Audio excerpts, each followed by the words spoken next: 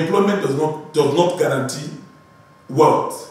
Now, I can give you so many things that you can use to create wealth, but I go back to the attributes that you need to have. I've talked about the way you think. Whatever you think about is what happens to you. Whatever you desire, you sow the seed to actually look forward to getting it. Do you know if you want to travel tomorrow by 6 o'clock in the morning, and you tell yourself you want to wake up as early as 6 a.m. in the morning, do you know your spirit will not sleep? You wake up at 1 a.m., 2 a.m., sometimes 3 a.m. Sometimes you look at your time and you say, oh, let me just sleep for 1 hour before I wake up. Exactly that 1 hour you wake up. It's the same thing with creating wealth. But many people don't know it. And a lot of people that are Christians, they teach it every day in the church, that whatever you desire, which is called faith, happens to you naturally. A lot of them don't know. This is the foundation that I use to actually mentor the people that I actually mentor. Because if you don't change the way you think, the how to get the things you want to do will not come naturally. Tell yourself you want to buy a brand new car. The only thing that will hold you is, oh, I don't have money, how do I get a brand new car? You defeat yourself and start looking at the Tokumbo. You will buy the Tokumbo. But if you are bold enough to walk to a car match where they sell brand new cars, ask the attendant to give you the key. Enter inside the car, put on the ignition, put on light music and AC, and sit inside that car, smell the inside of the car, and internalize it that you are the owner of that car. When you finish, go to the attendant and ask for the price of that car.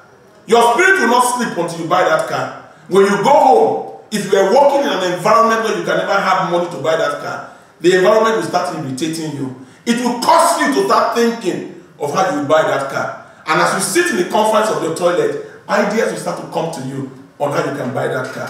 A lot of Nigerians are not thinking. They don't desire. They look at the circumstances of what has happened to people. They look at the condition of not having capital, and they make all the excuses that makes it impossible for them to actually sow the seed that will propel them to know the how to do whatever they want to do. That is the first lesson that I teach my people. The next one is the packaging. A lot of them dress wrongly. If you want to be married, dress like a bride.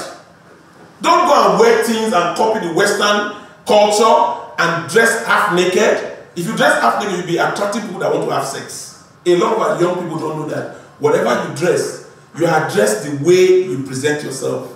Nobody writes their qualification on their head. Nobody writes the bank account balance they have on their head. How do people know who is successful, who is rich, and who is responsible? It's the way you present yourself. There are a lot of people who take their dressing for granted. I also encourage people to put a big mirror in a house, strategic place in the house where they stay, and be able to look at themselves and assess themselves before they come out. If you don't look important, you don't look responsible, you don't look prosperous, don't come out. Because people will treat you like that. Now, a lot of our young people, 60% of the clothes they have in their wardrobe are useless. A lot of them, they've not worn it in the past 2 years. The ones they wear are the ones that they are used to, that are worn out, old, that makes people look down on them. They keep a significant portion of the wardrobe untouched, and they keep it untouched forever, hoping and looking forward to a day where they will have a function that they will wear it to. So they never wear things that will actually present them, that will make people see them and give them attention. If you dress very well and go to ask for something, people will take you seriously. If you dress sagging your trousers, you don't expect somebody to come and attend to you. When you come close to them, they will run away from you. Now, a lot of our youth, if you look at them today, they are sagging their trousers. Another minus. The third one is the friends they mingle with. There are a lot of people who don't know that the environment you find yourself creates a situation for you. Now, I use the arithmetic sign to teach people how to select their friends. The minus, the plus, the division, and the multiplication. 60% of the friends people keep are negative. They have nothing to offer. But they are very sociable. And they arrest you easily and actually distract you and take 80% of your productive time. Because they will come and visit you when you don't need them. They will send text messages and be distracting you from your focus. So when these young people are in church, they are looking at things that are happening outside. When they are supposed to be in the office, they are reflecting on what happens at home. They are never in any state where they find themselves. Another 10, 25% of the friends they keep are the positive ones.